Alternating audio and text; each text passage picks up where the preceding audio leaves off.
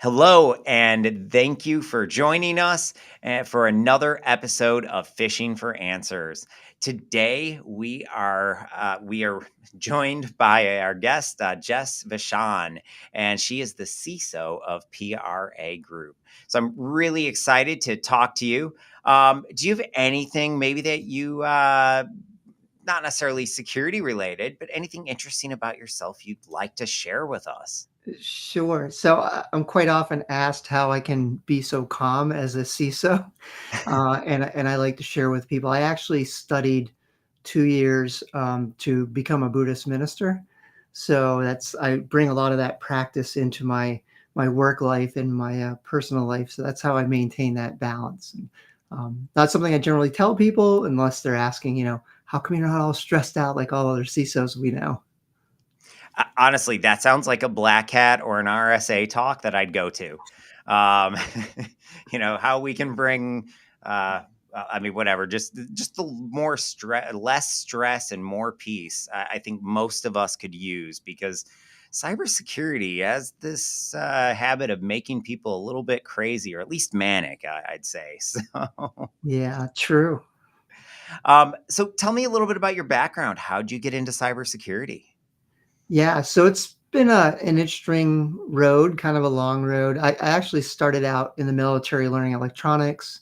Okay. Get out of the military, I worked for Cisco Systems doing support, and then for a division of Chase Bank. Went up through the ranks, kind of running IT departments. And then as I was getting later and later in my career, I was finding I was spending 50, 60, 70% of my time doing security work and less doing the IT work. Um, as a manager, and I just decided I'm going to do this full time because I really had a passion for it, and it kind of harkened back to my time in the Marine Corps when I was younger. So I decided I'm going to pursue my passion area. And worked for a company that allowed me to build a program from scratch. Oh, Um, that must have been fun. it was great. It was my first experience doing it, and it was for a company that was doing business with the DoD. So it was a good exposure to governance, risk, and compliance at a very deep level, plus learning how to build security teams at the same time. And from there, I moved up into the CISO roles, and that's how I find myself where I am today. I love it. I love all aspects of security, and I love building teams and either building programs from scratch or reinventing them. Yeah. I know it was the same way for me. When I discovered cybersecurity, I just knew I had found my place in the world, if that makes any sense. Mm. I jumped around and done a few different things, really trying to figure out what was my career. And I actually changed careers a couple of times throughout my lifetime before I found cybersecurity. What's interesting is I actually found cybersecurity way back in high school, but didn't know that I could make a career out of it until a little bit later in life when I went into it. So I always find it really interesting to just sort of hear how people got into it. And I know that for me, that's one of the number one questions that younger people, when I go out and talk at these conferences, will ask is, well, how did you get into it? Because it seems there's a lot of people out there that want to get into this field, but maybe are having a difficult time breaking in. Yeah, I think that's true, and it's a combination of things. I think learning cybersecurity today, a lot of the people getting into the industry don't have the exposure that some of us, the older generation, have um, to actually understanding what the internet was before you had singular programs that gave you access. When you had to go and get a CD or a floppy disk and insert the programs onto your computer so you could connect to the internet and send email and do all that. So we understand a lot of the underpinnings. I think it's more challenging for those coming into the career field now that don't necessarily have the understanding of the bits and bytes. Some do. I don't want to say no one does, but I think a vast majority don't have that. So when they're trying to work security and relate that to the business and relate that to what the IT teams as a whole are doing, it's a little more of a difficult transition for them to make that leap. Makes And then sense. I would think what's been lost over time is when I came into the career field, just in IT in general, there was a lot of mentoring, a lot of coaching, a lot of learning on the job while you're being paid. And I don't see that as much these days. There's like expectations from a lot of people in my position or other IT managers that you come in and you know everything and you have experience. Well, that's not the reality of the situation. We have to go back, I think, in my opinion, to investing in our teams and taking the chances on those people that show aptitude but don't necessarily have the experience. I couldn't agree more. And I think part of it is that, budgets tend to be a little bit, they ebb and they flow in cybersecurity. And so we'll have these, really massive high profile breaches. It'll remind everybody that they need to care about cybersecurity. They'll care for a few years. And then it almost seems like all of a sudden there's this shift where everybody says, nope, we're spending too much on cybersecurity. We're going to pull back.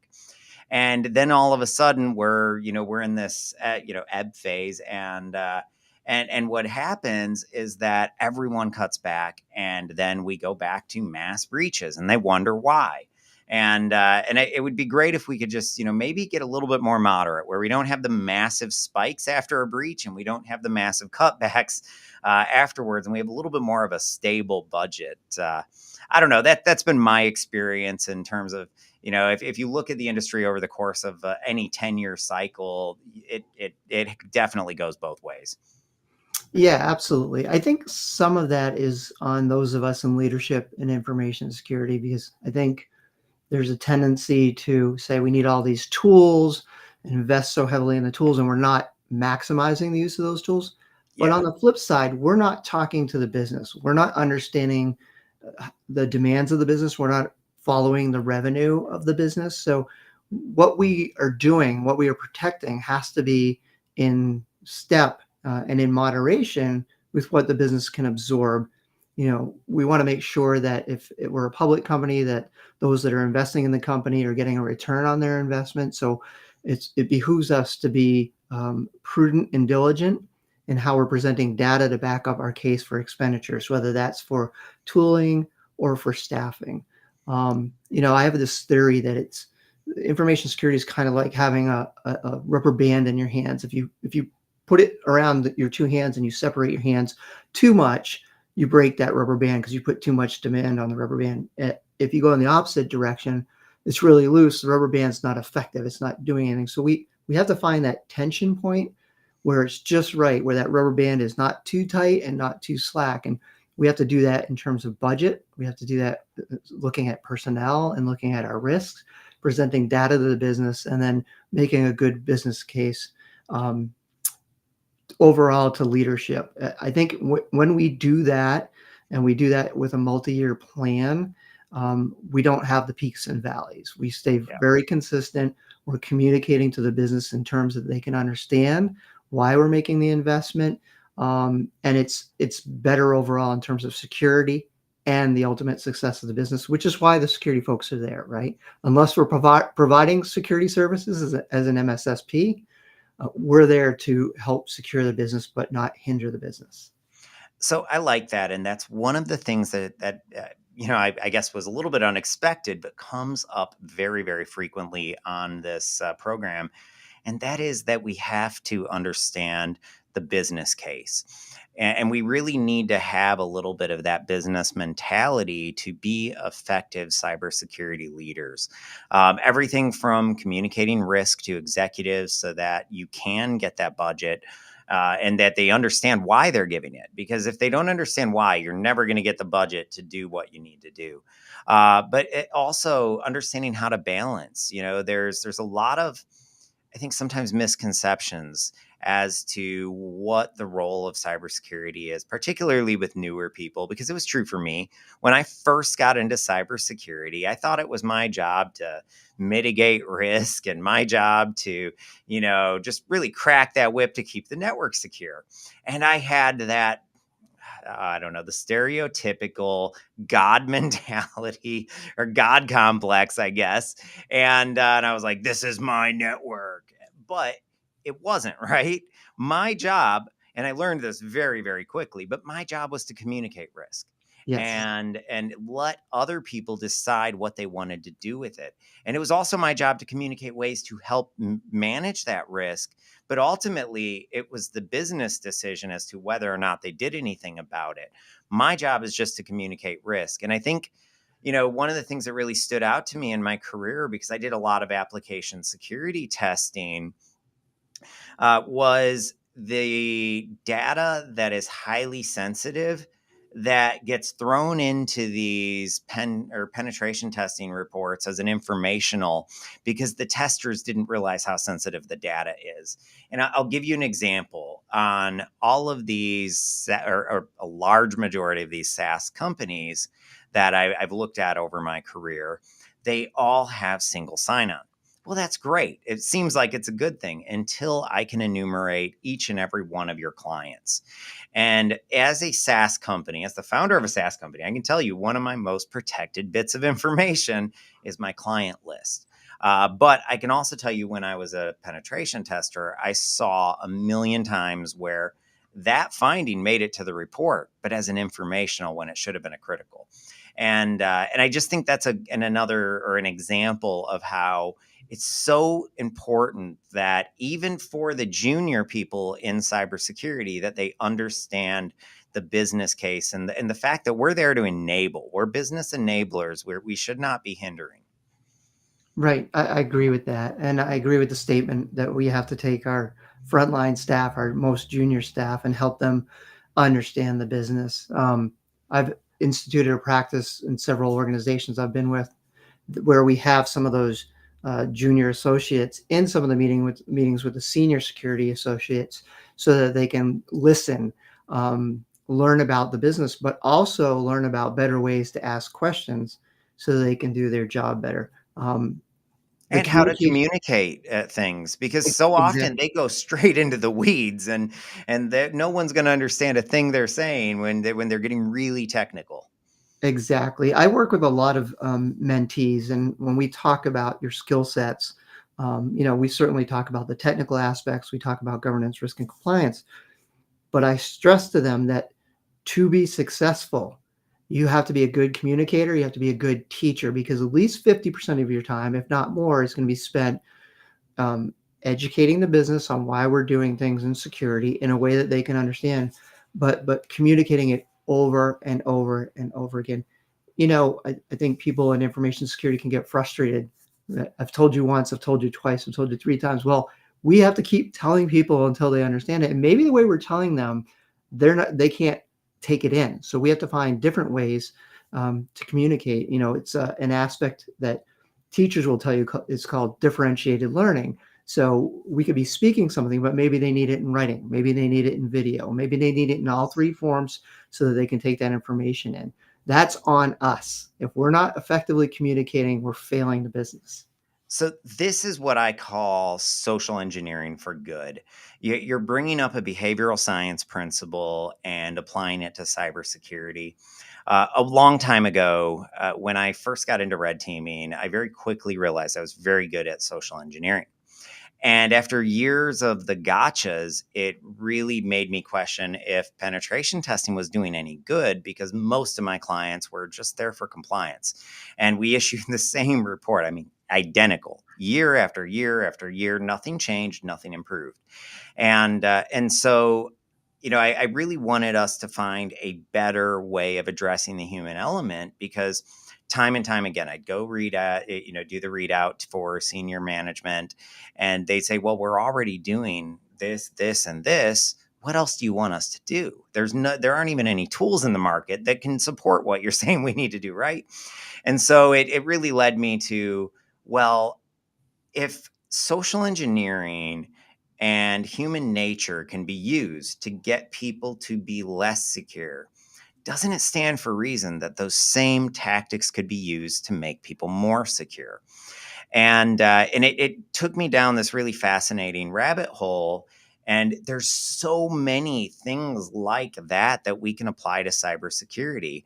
And one of the things that I'm always trying to teach, because in between when I learned about cybersecurity back in high school, teaching myself to program, and being in the Usenet news groups and the Freenode IRC channels for 2600, I didn't necessarily know that I could make a career, right? But in that meantime, when I went to college, the marketing dean, he found me and he recruited me. So I went to school for marketing, never planned on it, but I went to school for marketing. Why does this matter? It matters because advertising theory really does apply when it comes to security awareness. Coca-Cola doesn't get mad when you don't listen the first 100 times you see their ad. They know that if they hit you enough times with the same ad, that they're going to get you to drink their product. And it's called spaced learning theory. And it's really advertising theory, but it says that if you break things down into tiny little chunks, feed them to people at a really high frequency, you get really high retention. So to me, if we apply that approach to our cybersecurity initiatives, we're not going to be mad when they don't listen the first 3 times because we're going to expect them not to listen for the first 100 times. Right.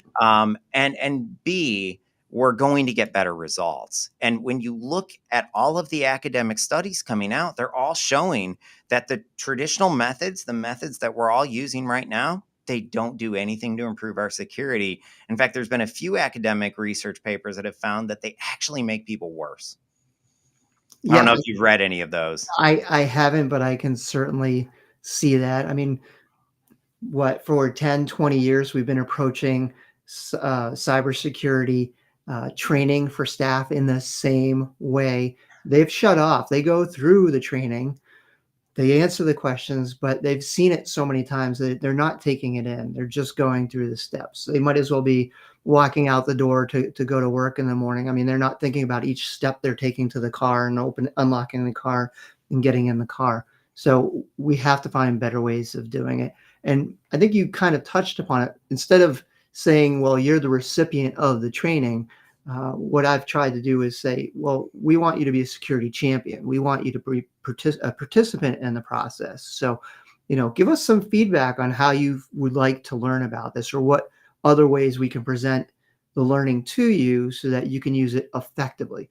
And maybe it's breaking down the training into individual groups. So if you're working with the legal team, there's ways that they want to understand information security. If you're working with a procurement team, there's ways they want to understand it. So we can tailor it in that way, and we can communicate in that way, and then say, hey, you're going to be the champions in your area, the proponents for us of security. And I think that empowers them to make the difference instead of making them just passive consumers of the information. Yeah, in fact, I saw a study that found that when we do role-based training and it's contextual to the work that that person does every day, that there is a 15x multiplier on retention. 15 times better retention just because we tailored it to that individual. And so, when we combine that with a few other things, just imagine how much better we can get. But yeah, we have been doing the same thing for 20 years now. And what's the definition of insanity? Doing the same thing over and over again and expecting different results. Exactly. But, I had an opportunity last Friday or Thursday, I don't know, last week to speak with Wendy Nather. And one of the things that she was saying is, listen, we need to question everything. Why is it that I've been at this for 20 years, yet I still have to work this hard? She's like, so if we're all having to work this hard, we're clearly doing something wrong. And her thing was question everything, including me and what I'm saying. Question everything, because chances are we could have created some of the problems too. I mean, I know back in the day, I was a big advocate of the stick. Which I'll get to carrot or stick in a minute. First, I want to get to hit on role-based training a little bit more. But I mean, when I first started, I was just like everybody else. What's the first thing you learn? Well, you learn that the user is the problem. And it's not just if you're in cybersecurity. You can be in IT and you're learning about PEBCAC, the ID10T error. You can't patch stupid. But all of these, to me, are demeaning to the user. Yes. And number two, it's a cop out, because if we're not even trying to begin with, how can we blame the user? Agreed. Agreed. And I detest that attitude. That's not something I ever want to hear with the teams that I'm working on. It's the completely wrong approach, and it's adversarial. It is. It is. And when, I mean, social engineering 101 says, I got to keep you on the same team as me. So if we want the users to feel like, they are part of the solution, we've got to be on the same team, not on opposite sides as them. And I think that's really critical. Um, Before we go to carrot or stick, though, one of the things that I've realized in talking to different people like yourself is that as we talk more and more about role-based training, that it means different things to different people, and that we're looking at different maybe slivers of the picture. And so I'm curious, when I talk about role-based training, what does it mean to you, and what would your priorities be? Yeah, I think I touched upon it a little bit earlier in the conversation. Is that we're tailoring the training to different business roles. I know when I take training, if I have some experience in my area, if I can relate the training to the work that I do, that I retain it. And I'm already thinking before I'm done the training, oh, I know exactly how I'm going to use this information to improve the work that I do. So that's how I view it. We're tailoring that training to the individual groups, to the work that they do, in ways that they can incorporate it almost immediately into that work, and it benefits the security of the organization. So if I've got limited ability, and let's say I can only do 3 new roles this year, and I know it's different for every business, but I'm just curious, what roles would you prioritize? Certainly, applications development would be one area, I um, agree. and I think procurement has to be procurement because you're dealing with third party risk, right? So Mhm. when we look at staff, we know staff, based upon data, they're the biggest entry point to threats into the organization, right? Well, after that, it's third party risk, and that's based on the data too. And if we look at the attacks that are going on now, less of those are directed at individuals, more of that is directed at relationships that a company has with other companies. So they're looking for the lowest entry point they can get, the point of least resistance. So definitely procurement, definitely development because they're using a lot of software that's developed by outside agencies and brought in. Those would be the first two areas, and then I think our legal counsel. It's important to loop them in as well because they have a lot of perspectives of how we can incorporate what we're doing into the business, and they can incorporate that into our contractual agreements that we have and hold some of these other companies accountable for some of what we're trying to do. The farther out we can push that security, the the more partnerships we can build for security, the easier it makes it for us to do our jobs. I like it. I've also heard people answer that question based on seniority, and sort of coaching how to drive that culture change within the organization. But I think while I love that other answer too, I'm more inclined to lean in favor of the approach that you would take with limited resources to developers. Absolutely. Procurement, I would include all of finance, not even just procurement, just the entire finance team. True. But I completely agree. And I think that one of the things that's really critical to mention when talking about role-based training is that I know almost everyone that I'm talking to is already seeing role-based phishing attacks. Is that true for you as well? Um, I I won't say that in the last 3 or 4 positions I've been in that I've necessarily seen that evidenced. Um, other than if we're looking at the business email compromise, for the executive team, that might be an area where I see it's being targeted based on role, but, Yeah, um, that's where I see it the most commonly. But it definitely seems like they know what the person does in the company, and they're trying to exploit that. they're definitely smarter about it. They're using the data that's available to them. I think maybe because we have good partnerships out there, um, with tools or the tools that we're using, the experts in those companies are adapting to those changes from the attackers. That some of that's been mitigated. That's up until now, right? But then we factor in AI, and I think we're into a whole nother area of threat and how those threats are going to come across and how effective they're going to be. Because when you've seen some of the examples that are out there, it is very, very, very hard to detect if that's a real individual or not. Um, Yeah. I think at some point we're going to be telling our staff, look, don't trust anything that's coming across unless it's, you were expecting that, period. It's okay to delete an email. It's okay not to respond to a Teams message that comes from outside the organization. If it's really important, if it's really critical, someone's going to pick up a phone and call you. So maybe we're looking at multiple layers of authentication, socially based, to trust what we're seeing. Oh, I'd I say, think policy and procedure has got to be part of the yeah, protection because uh, at a certain point, technology is not the solution anymore. Technology is only the problem. And it's funny how as AI progresses and gets better, and like we look at the reality of deep fakes, like I talked to the CISO of Synovus Bank, and they've already had a deep fake target their CEO. Now, I think it's mostly in financial right now, and not a lot of people have seen that. But it's not just over in Hong Kong anymore. It's happening here, as technology gets better and it's easier to create these fake videos of people, I think that's when we're really going to have to go low tech to address it. One person said, well, we're going to have to do baseball signals. Another person said, well, we're going to need code words. Another person said, well, we got to do out of band. And I honestly think it's probably a combination of those, where we have a set policy. This is the only way we're doing a wire. You follow the policy or it doesn't go out. And we just leave it there where all these things have to happen or it's not happening, period. right.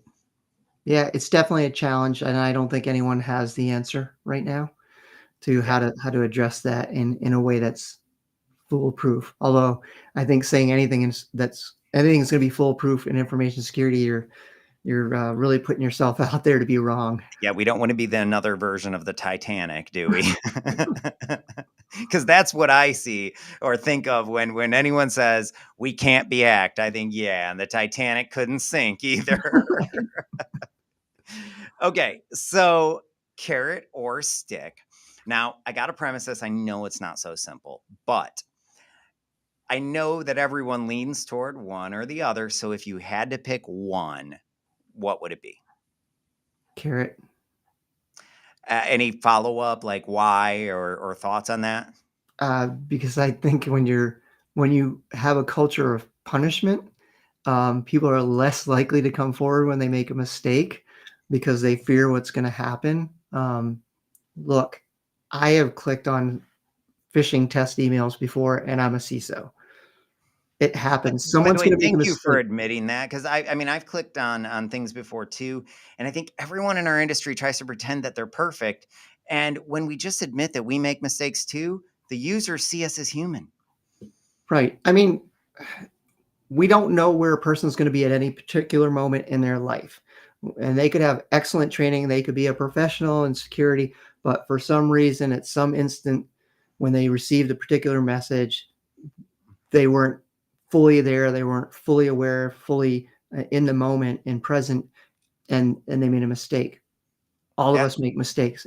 So I just don't believe in a culture of you do what we say or you're in trouble. I'd rather say do what we say, please. Okay. If you make a mistake, we'll reinforce the learning with you. Don't continue to make the mistake. Here's how to avoid the mistake in the future. And, you know, certainly if the same person keeps making the same mistake over and over again, there has to be some sort of adjustment made to that behavior. But I think even if we look culturally across, at least in the United States, when some of us were younger, we were raised with the stick and the more Or the switch. or the switch, and the younger generations have been raised much more with the carrot, and I think they probably have a little bit stronger relationships with their parents than some of us that were raised with the switch or the stick. You got me laughing now. But no, I think you're right, and just to me, it really goes back to that old adage: you catch more flies with honey than you do with vinegar. And I think about this scenario where you've got the employee that's having financial problems, has been passed over for a raise for the last 2 years in a row, knows that they deserve at least a cost of living, if nothing else. And all of a sudden they get an email saying, hey, you got a raise. And they click on it and it takes them to a landing or a login form that doesn't work. But they go and, they walk outside and they call their spouse and they say, hey, I got a raise. Don't know what it is yet because I can't get into the portal. And then they come back in and their boss has sent them an email saying, hey, I need to talk to you. And they go into their boss's office. And not only did they not get a raise, but they're in trouble. And imagine the emotional roller coaster from depressed to excited to seeing, maybe a light at the end of the tunnel, to now you're right back to where you were, only it's even worse because your job's on the line. That is how we create insider threats. That is not how we create employees that want to help. And, when people talk about the firing, one of the things I like to point out is that the only employee that deserves to be fired is the one that doesn't care. And the one that doesn't care has had problems elsewhere. Security is not the only reason that person needs to be fired. And so it still comes back to communicating risk. Only this time we're communicating it to HR. Yeah, I think you're talking about a lot of different things there too. You mentioned the insider risk or insider threats. So you should have a program for that. Compensating controls. You should have compensating controls because you Yes. know that everybody in the business is going to make a mistake at some point in time. The compensating control is there to catch them, to save them, right? And then the third part of that is culture. So how do you get to a point at which you have an employee that is that disenfranchised? That's a failure of leadership. So you really need to be developing a culture where you're talking to your staff all the time. You're listening to their concerns. You're trying to address them. Now, you might not be able to get them a raise, but at least you need to go through the process of talking to them, representing that concern in front of HR, asking for a market analysis to be done, and then coming back to them and saying, look, we couldn't do anything about this. So they know that the best way to address that issue is internal rather than hoping that some email comes in that's promising them something more than they should be believing in and causing them to click on it. So you've got, you mentioned a good scenario, but there's three other areas in which we should be catching those problems before they ever become an issue for the organization. I agree. And the only reason I know it's a bit of an extreme, but I do a lot of speaking at conferences. And one of the things that'll happen is that people will come up and talk to me afterwards. And because I'm talking about things like this, and one of the really common talk tracks I have is about the 3 strikes and you're out policy, because I still see it being deployed all over the place. In fact, just last week, I had somebody on the show where I got to spend a whole 30 minutes debating carrot or stick because they were so adamantly for stick over carrot. And, and we went back and forth. But I do see that there's still a lot of people on team stick, and they're in positions of great authority, and they're creating cultures very much like what I described. And so I think it's important to sort of, just try and help people understand just what can come of that. But I agree that you should have that insider threat program. But I think where I was going is we don't want to hurt our employees. We don't want them to feel alienated or like, their employer is the bad guy, because that's when things go bad, and that's when we're shooting ourselves in our own foot. Right. Um, okay, so so many different places we can go after that. But one of the things that we haven't really talked about yet. Let me move this. Okay, over here. So one of the things we haven't really talked about yet is artificial intelligence. Now, we talked a little bit about deep fakes, but AI is really reshaping a lot of things. Everything from DevOps over to just the how our people are working on a day-to-day basis, over to what we need to train people on. So starting out from a security awareness perspective, in your opinion, what should we be training our users about as it pertains to AI? Yeah, I think probably the main focus right now is if they're using AI, where is the data that they're accessing? Where is that coming from? And if they're putting company data in, where is that data going? Right. So we need to know the answer to those two questions because a lot of organizations they have retention policies in place. They may be multinational, so they have GDPR requirements or CCPA requirements around privacy. So if you, depending on what you're putting into these models, you could automatically be violating some of these federal, state, and company regulations that you have in place. So when we talk to individuals across different industries about the threat of AI, we speak to them first about where's the information going. If you don't know where the information is going, don't use the AI model. And That's a really good there's so point. many SaaS products that are available now, like, oh, we'll transcribe for you automatically. Okay. But if you read the fine print, they're using all that audio that they're transcribing to train their model, and that data is being kept by them. And they have rights that you signed away for them to use that in any way they want to use that data. You We need to know switched that. video meeting or video conferencing providers because of that exact thing.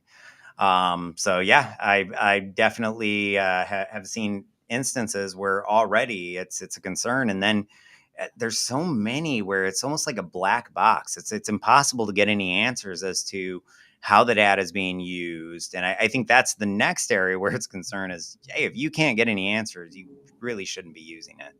Yeah, absolutely. You know what? One of the things that one person said is, well, we have to give them some way to use this because if we don't give them a tool to use, then they're just going to go use it on their own. And then they're probably going to use insecure tools. Do you agree, or do you think that maybe that's not giving the user enough credit? I don't think you have to say no. It's not approaching a request to use a tool with a no. It's saying, okay, well, here are the questions we need to ask. Can we both ask these questions? How can we do this securely? I Right, like that. Yeah. right. And then making sure that whoever's requesting it, that that line of business understands what the risk elements are, and making sure that that line of business owner is willing to accept that risk. Now, that's very generalized. There's other things that go into that. Your overall organizational threat profile, your risk appetite, what market you participate in, manufacturing, financial, what have you, and claims data, actual data about claims that are being filed on that. So you have to factor all that other stuff in. But at a very basic level, to enable people to use it, it's a conversation, right? We talked about that earlier. It's about teaching and talking, um, coming to an agreement on the risk that we're going to accept, and making sure that someone in a position of authority is accepting that risk, and showing what the business benefit is going to be, because that's part of the equation as well. Yeah, I agree. And one of the things that you said that I think is just so key, making sure somebody is accepting that risk. I've seen so many people that accept risk on their own because they're afraid to go talk to the higher ups. Don't. You want them to sign off on that risk, not you. But I think that's really great advice. Rewinding a little bit earlier, you were talking about how we have to be going out and having conversations with people inside of the organization. And one of the things that I've just noticed over the years is just how introverted so many of us in this industry are. But it seems to me that the more we can force ourselves to be a little bit extroverted, the healthier it is for security because anytime I've been able to just go out and sit down and start having conversations with different department heads or even just people in the trenches at the companies that I manage security for, I learned about things and ways that they were doing things that maybe weren't super secure. And I think that's part of it because there's so much we don't know if we don't have those conversations. Yeah, I agree. That's very important. Eh, I use a practice with my teams where we put our actual security professionals out on some of these other teams. So software development, we will embed, for lack of a better term, some members of our team with software development so that they can be there as active coaches, but also understand the workflow and what they're doing, and act as partners in that way. So uh, there's ways to address that. Yeah. No, I like that. I think that's a great way to go about it. Not exactly purple team. I don't know what would we call that, but I like it regardless of getting our people out into those different organizations. Um, I've really, I guess, led this conversation. Are there any things that maybe I haven't asked you about that you're passionate about as it pertains to the human element of cybersecurity? Yeah, well, I you have to believe in people. Everyone wants to default to good behavior and doing the right thing. No one sets out in the Yes, morning they do. to do the wrong thing. Um, Even those that end up on the wrong side of the law, their intent was not initially to do something evil. It was an intent to um, alleviate some stress or some pain point in their life. Right? That's what causes them to react in a way which they think they're going to get rid of that. And we have to remember that everyone has different things they're bringing to the table at any moment in time. And when we say that you shouldn't be compassionate, like we shouldn't bring compassion to the table, I completely disagree with that. That is the way we should be treating each other all the time. That is the way information security professionals should approach their work. And I think when you do that, it's received well and you're more successful with your program because others want to partake in the success of the mission with you. I agree, and empathy is so critical in cybersecurity, but in every walk of life. I mean, we're all different. We all bring unique traits, skills, and expertise to the table. And you said it right before we got started that that was one of your pet peeves is not realizing that value that other people bring to the table, and I couldn't agree more because in cybersecurity there's a lot of egos, and I've been guilty myself, but it's okay to have the ego, but I think it needs to be kept in balance with the fact that hey, that person in finance is just as brilliant. That person in advertising or marketing is just as brilliant. We're all brilliant in our own way. And just because we're in cybersecurity doesn't mean we're any smarter. It just means that we're in a field that Hollywood really glorifies. Agreed. I heard it said on a podcast earlier today. There's two different types of pride, right? There's pride in an accomplishment, which is a good pride, and then there's the pride where you just think you're the best, and you stop questioning if you need to learn, and that's the bad pride. So I would hopefully call we that approach. arrogance. Yeah, well, and it is. So hopefully, it's okay to walk with the right kind of pride where you're accomplishing things as a group and everyone's taking part in that rather than just thinking, well, I've been doing this for 20 or 30 years, so I know everything there is to know. I mean, that's a folly waiting to happen right there. Yeah, and this crazy thing happens when you create a strong, positive, empathetic culture. The users reward you by being more secure. And all of a sudden, you have less to deal with because you've got users that care. And I Absolutely. think that that's one of the most critical things. And I've seen it a time and time again. When companies are punitive, they always have significantly higher human risk than the non-punitive companies. The numbers speak for themselves. Unfortunately, I get to see them from time to time.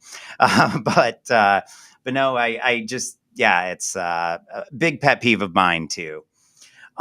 We are running a little bit low on time here. So because it's Security Awareness Month, and I know it's winding down, we only have a couple days left. But number one, are you doing anything special for Security Awareness Month? Or rather, did you do anything special for Security Awareness Month? And then the follow up to that is, do you have any advice for the non technical user that may be listening in? Oh, all right. So yes, we run educational campaigns and training throughout the month. We're also developing newsletters to run throughout the rest of the year. So rather than just treating one month as the time when we focus on education communication, we're rolling out a bigger plan throughout the rest of the year to keep security fresh and foremost in people's minds. And then the second part of the question was advice for non-technical people. Is that correct? Yes. Yeah. Just the average user. What tips do you have for them to be more secure? Yeah. So just enable auto updates, patch any of your devices whenever the patches are available. Don't wait. Do it immediately when those patches come out.